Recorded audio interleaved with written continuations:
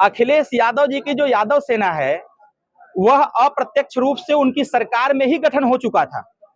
माननीय अखिलेश यादव जी जब उत्तर प्रदेश की कोई भर्ती आती थी तो वो सेना ही तैयार करते थे, स्वजाति सेना, उसका नाम स्वजाति सेना था। और कहीं ना कहीं माननीय अखिलेश यादव जी ने स्वजाति सेना को आज मुख्य तौर पर लाने का काम किया कि यादव सेना का नाम देने जा रहे हैं। सरकार में नहीं है और जो अप्रत्यक्ष रूप से हर विभाग में हर जगह जितने भी डिपार्टमेंट हैं हर डिपार्टमेंट में उनकी सेना बैठी हुई है। समीक्षा बैठक का परिणाम सुहेलदेव भारतीय समाज पार्टी के आज एक कार्यकर्ता बैठक थी और अपने इस मऊ जनपद के सभी जनपद के नेता, हमारे जो प्रदेश के नेता हैं, हमारे मंडल के नेता हैं, विधानसभा के नेता हैं, जिले के नेता, ब्लॉक के नेता, इसके साथ साथ जोन प्रभारी और सेक्टर प्रभारियों की हमने एक छोटी सी बैठक बुलाई थी। और इस बैठक में हम यह देखना चाहते थे कि जो हमारी सेना है वह सेना चुनाव के बाद शिथिल तो नहीं हो गई है, लेकिन आज इस बैठक में आने के बाद और कार्यकर्ताओं से बातचीत करने के बाद यह महसूस हुआ कि हमारी सेना सोई नहीं है, हमारी सेना अपने काम पर डटी हुई है और हमारी सेना इस काम को अंजाम तक पहुंचाने के लिए कटिबद्ध भी है। आज मैं बहुत खुश भी हुआ और बहुत प्रभावित हुआ अपने कार्यकर्ताओं से कि हमारे कार्यकर्ता हार नहीं मानेंगे। तो कहीं न कहीं स्वर्गीय अटल बिहारी वाजपेयी जी भी कहा करते थे कि हार नहीं मानूंगा, रार नहीं मानूंगा।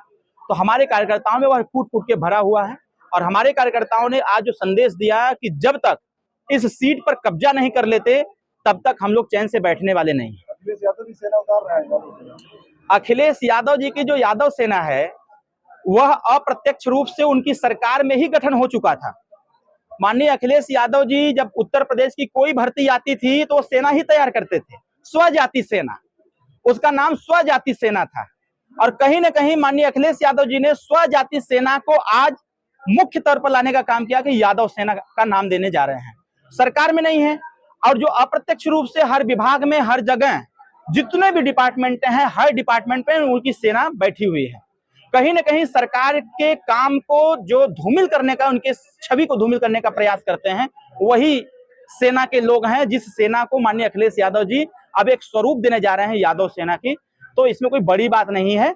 यह समाज को और जनता को समझना चाहिए कि यह जो सेना बनाने जा रहे हैं, इनकी सेना अप्रत्यक्ष रूप से ऑलरेडी पहले से बनी हुई है, यह बस एक नाम दे रहे हैं कि यादव सेना का। अखिलेश यादव भी हार नहीं मानेंगे, कह रहे हैं वक्त बिल किसी कीमत पे नहीं मानेंगे। अरे उन्हें करे कहले से हो जाए, ये तो बहुत कुछ कहे।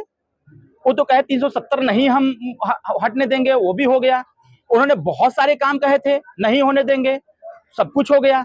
मैं एक बात नहीं समझ पाता हूँ, अखिलेश यादव जी को बोलना चाहिए जिस संविधान की आड़ में वह चुनाव जीते, जिस संविधान की आड़ में उन्होंने अपने प्रत्याशियों को चुनाव जितवाया, आज उसी संविधान को लेकर के जिस जनता ने उनको जितवाने का काम किया उसी जनता को धोखा देने का काम कर रहे हैं। अरे भाई, आप इसकी चर्चा और चिंता क्यों नहीं कर रहे हो? चुनाव बीतने के बाद लोकसभा इतने दिन तक चला, किसी भी मीडिया में यह नहीं आया। जिस संविधान की दुहाई लोग देते थे उस संविधान की चर्चा कभी अखिलेश यादव ने नहीं किया। अगर संविधान की चर्चा उन्होंने किया भी तो यह बात उन्होंने क्यों नहीं बोला कि प्राथमिक विद्यालय से भारतीय संविधान का संपूर्ण अध्ययन कराना अनिवार्य किया जाए। पार्लियामेंट में एक बार उन्होंने नहीं बोला। यह गुमराह करने का प्रयास करते हैं। जिस संविधान को लेकर के उन्होंने जनता को गुमराह करके 2024 का लोकसभा चुनाव जीता, उनको तो चुल्लू भर पानी में डूब मरना चाहिए। अपने समस्त साथियों को लेकर के सदन में यह बात बोलना चाहिए था, प्रधानमंत्री के सामने यह बात, गृह मंत्री के सामने, पूरे सदन के सामने बोलना चाहिए था। तो यह जनता ताली बजाती और कहती कि जिस संविधान के नाम पर तुमने वोट लिया था, कहीं ना कहीं अगर वो संविधान को पढ़ाने की बात करते तो जनता उनके साथ खड़ी रहती। लेकिन उन्होंने जनता को धोखा दिया और मैं यह जरूर कहूंगा कि अखिलेश यादव जी धोखेबाज हैं।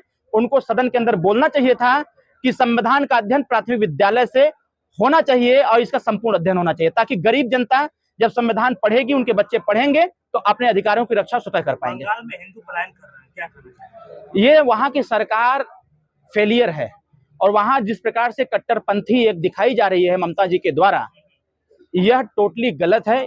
यह देश के संविधान को, भारतीय संविधान को ताक पर रख करके इस प्रकार के कृत्य किए जा रहे हैं। जिस प्रकार से वहां दिन दहाड़ी गोली मारी जा रही है, तलवार से काट दिया जा रहा है, पूरे देश को देखना चाहिए, इस बात को समझना चाहिए कि किस प्रकार से बंगाल में जनहानि हो रही है और एक धार्मिक जो उन्माद है उसको फैलाने का निरंतर प्रयास किया जा रहा है।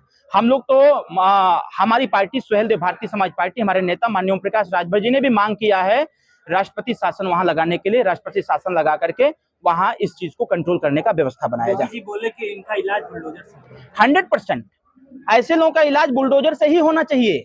सुप्रीम कोर्ट ने कहा कि बुलडोजर नहीं चलेगा।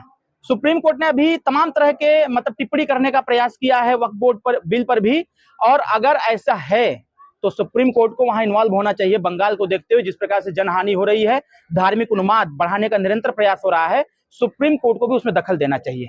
योगी जी की सरकार है और अखिलेश यादव कह रहे हैं उनको धमकी दी जा रही है गोली मारने की। अखिलेश यादव जी को धमकी दी जा रही है गोली मारने की, तो अखिलेश यादव जी के लोग ही दे रहे हैं धमकी। ये सब ड्रामा हो रहा है। हमारे ऊपर जब हमला हुआ था तो यही अखिलेश यादव जी हमसे कहे थे, उस समय पास कोई सिक्योरिटी नहीं थी। अखिलेश यादव जी ही कहे थे कि ओम प्रकाश राजभर तो बोलते हैं कि हमसे बड़ा गुंडा कौन है, तो उनके बेटे को नहीं डराना चाहिए। तो अखिलेश यादव जी सेना बना रहे हैं तो सिक्योरिटी की आवश्यकता है भाई। अखिलेश यादव जी अगर यादव सेना बना रहे हैं तो उनको सिक्योरिटी कोई आवश्यकता नहीं है। जितनी सिक्योरिटी हटा लेनी चाहिए और हटा करके उनको अपनी सेना लगानी चाहिए, जो अप्रत्यक्ष रूप से अपनी सरकार उन्होंने सेना का गठन किया हुआ है। तो अखिलेश यादव जी डरे न, पूरी एनडीए सरकार पूरी तन्मयता पूरी ताकत से उनकी रक्षा सुरक्षा करना जानती है, क्योंकि एनडीए सरकार संविधान से चलती है और एनडीए सरकार संविधान के हर अनुच्छेद का पालन करती है, हर प्रावधान का पालन करती है और संविधान के ही आधार पर उनकी रक्षा भी कर रही है। इसलिए इतना भारी भरकम सुरक्षा दे रखा है ना हमारी सरकार ने। बड़ा सम्मेलन करने जा रहे हैं आप? 100% होगा। सुहेल देव भारतीय समाज पार्टी 2027 का आगाज कर रही है। मऊ में झंडा गाड़ेंगे, 2 विधानसभा सीट पर झंडा गाड़ेंगे और उसके पहले त्रिस्तरीय पंचायत चुनाव में भी झंडा गाड़ेंगे और अध्यक्ष सीट जीतने का निरंतर हम प्रयास करेंगे। कहाँ लड़ेंगे चुनाव ये? कहें बताई समय अले पे बताई वे विधानसभा में पियुआ ताल ग्राम सभा है, उसमें 70 से 80 घर राजभर परिवार के घर पे बुलडोजर चलने वाला है सर। नहीं चलने देंगे, मैं मन से बोला हूं, नहीं चलने दूंगा। मैं अपने कार्यकर्ताओं को लगाया हूं कि वहां जाकर के भौतिक निरीक्षण करिए, कागज पत्र देखिए, जमीन किस मद का है, क्या समस्या है, यह सारी चीजों की जानकारी होने के बाद मैं स्वतः इंटरफेयर करूंगा और मैं 99.9% प्रयास करूंगा कि बुलडोजर न चले। 2026 का चुनाव